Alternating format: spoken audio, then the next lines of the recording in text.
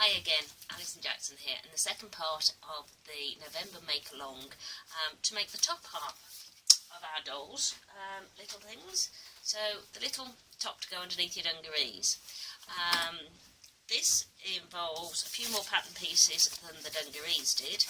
So we have a front that you place on the fold of the material and cut out one. We have a back which you place on two pieces of the material and cut out two. So two of those, two sleeves get cut out, and a neck facing which you line up on the fold of the material and cut out one again. So with these I use my pinking shears to cut out the pattern pieces. These are the sleeves, and you can see I've cut them out with the pinking shears because that's what I use to stop my edges fraying. You can obviously overlock the edges or put a zigzag stitch around the edges to stop it. You can use something like fray check, which is marvellous. I've stopped using this recently because I've started making dolls clothes for children now rather than just adult collectors, so I have to make sure everything is able to be CE tested, which is quite a big thing here in Europe, so I have to make sure that all my clothes now comply with the CE testing, which is why I'm not using that anymore, and I've started using pinking shears instead. So I hope you are all at a stage where you have cut out your pattern pieces, making sure that the centimetres and the inches on the printout still are centimetres and inches, and also cut out your pattern pieces. So what do we do first? First of all, we take the sleeves and we turn a small hem on the outside edge of the sleeve. It's marked on your pattern piece, and I'm just going to quickly run an iron over it because I find it far easier to sew if I've done this. So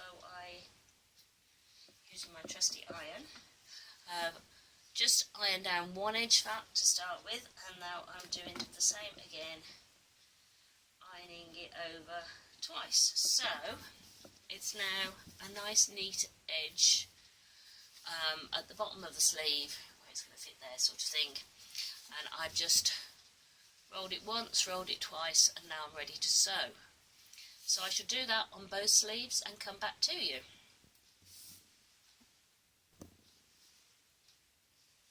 Hi, sorry, I thought I was recording then and I wasn't. So I've now done my hem, and that looks very good. I've done that on both. So next we take the front, which look like that on a folded piece, and once it's unfolded is this, and this is the sleeve where the sleeve joins on, backlit sleeves. So we take a sleeve and right sides together, we line them up like so, and sew that. So sew both of your sleeves on to your front piece now. Okay, be back in a minute. Okay, so now we have a piece that looks a bit like an angel, I suppose. We've got two sleeves and the front. So we're going to pick up our back pieces, take one of them and right sides together, put the sleeve on the same way we did before. So taking the sleeves that are joined to the front and just adding the back piece to them along that diagonal seam that runs down your arm hole area. So I'll do that now as well. Okay, now we have something that looks like this with all the pieces joined together, and as you can see I have ironed my seams out flat. Okay, so our next stage is to take the two back pieces where they meet the neck facing. So this is the tiny bit at the edge of the back. Hope you can see where I mean here.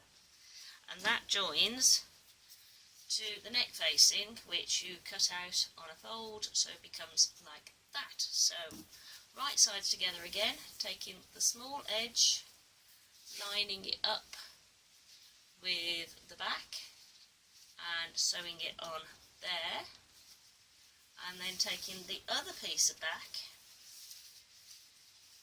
if you can get all the way around there, and lining up right sides together again and making sure there is no twist in your fabric, because otherwise it won't work. So no twist in your fabric, and pinning the other end of the neck facing and sewing up those two bits next. Okay, right now we have something that looks like a weirdly large bib or something with a big circle in the middle. And we're going to line it up so that the right sides are together and it kind of becomes a folded area. So we take the seam that you've just joined, the seam from the back to the facing, and you line that up with the seam where the back joins the sleeve. This is very sounds worse than it is. So we're lining up, we've folded it over on the fold mark that is on the pattern. So we're folding it on the fold line marked on the pattern, and we're lining up the seams so that they fit together. And then I'm going to put a pin in there, and I'm going to move to the other back and fold that along the fold line too, and line up again, line up the seams so that you've got a bit folded over, right sides together, and both back shoulder seams lined up. Now, all being equal, the rest of the lining will now fall flat over and can be just pinned into place. So I'm just going to put this down for a second and pin it because it's a lot easier. And it just works out into a circle. Sorry. And then we sew it up and it makes a very nice neckline. You can mark the centre front as well. If you mark the centre front on the front of the pattern, the front bit of your top, and also the centre front on the lining, then they can be joined together when you join the seams up, so you know that you're in the right place on that as well. So now I have a top that looks like that. I hope you can see that. If this doesn't make proper sense, then please do drop me a note in the Facebook group or a message on here or something like that. Let me know and I will try better to explain it. But what we're going to do now, we've got those raw edges matching up, is we're going to sew around them. So I'm going to run a sewing stitch now along the raw edges, a 1/2 centimetre seam allowance. Okay, so I've sewn up that now across the top, and to make it easier on ourselves, we're going to clip the corner like so, and on both sides because there's two corners. Just, if you haven't got pinking shears, clip in, but otherwise just cut close to the seam so that when we turn this,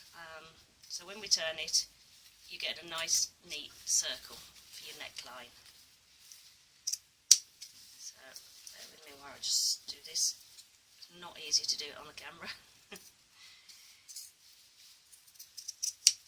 Make sure when you're clipping it you don't clip through your stitches or anything underneath really. Don't get anything caught up and go through more than what you want to go through, because you end up crying. I've done that before now.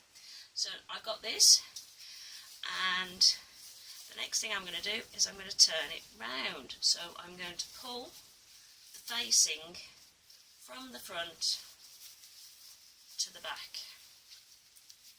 And I'm just going to iron that so that you can see where I'm going, because it's a bit messy otherwise. Okay, so I've ironed this flat now, so it's a lot easier to see what's going on. So we've got the interfacing on the inside, a neat circle on the outside, and what we're going to do now is we're going to run a small stitch close to the edge here just to hold all this flat. So I'll do that next. Right, that's sewn up now so that it's all very neat and we've got a lovely neckline. So the next thing to do is to do our side seams. So if you fold the back over the front, lining up your sleeve edge and your underarm seams and your bottom seam at the bottom with your right sides together, then you sew both sides of those seams. So I'll do that next. Okay, now it should starting to look more like a top. We've got the back, we've got the side seams, and we're ready there. Now, a tip for making your sleeves look flatter when they're through is just to cut a little bit where the armhole actually joins to the thing, just where the seam is. If you slice a little bit of a cut into the seam there, that when you pull it through and you pull the sleeve through, it just nicer, it lies better once it's ironed on that seam there. So quickly going to just iron that flat so you can see, opening out my seam on the inside.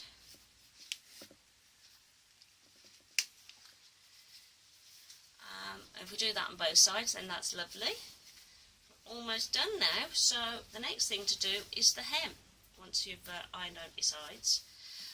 And the hem, you can just fold, one fold and then a second fold and run across, or do what sort of hem you like to do.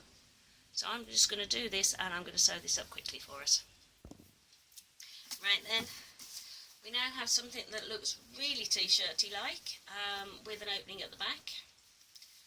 And the last thing to do is to add some poppers or some presters or velcro or however you want to fasten this at the back. So I'm just going to put some poppers in again on that, just either all the way down, one or two, whichever way you feel like doing it, just to fasten it at the back so that when your doll's wearing it, it's not going to flopper everywhere. Okay. I've also just decided actually that this looks just as good this way round as it does this way round, so it doesn't necessarily need to be the back, can be the front. I like it with the poppers at the front, so there we're going to go with that one. Okay, so we have a very cute little top, we have some fabulous dungarees to go with it, and I can't wait to see what you've made. Hopefully you'll all have something. You all should have a doll. If you're in the make-along, you should have your dolls ready. So why not get making, get sewing, and then pop your doll in her outfit in the group, in the Facebook thing, on the page. We'll set it up the same way that Astrid has done all the others so far. Mark it done before the end of the month. And I will have a prize draw for those of you that finish. There'll be a random draw of something exciting, and I will let you know what that is in the Facebook group soon. But thank you so much for joining me. Thank you, Astrid.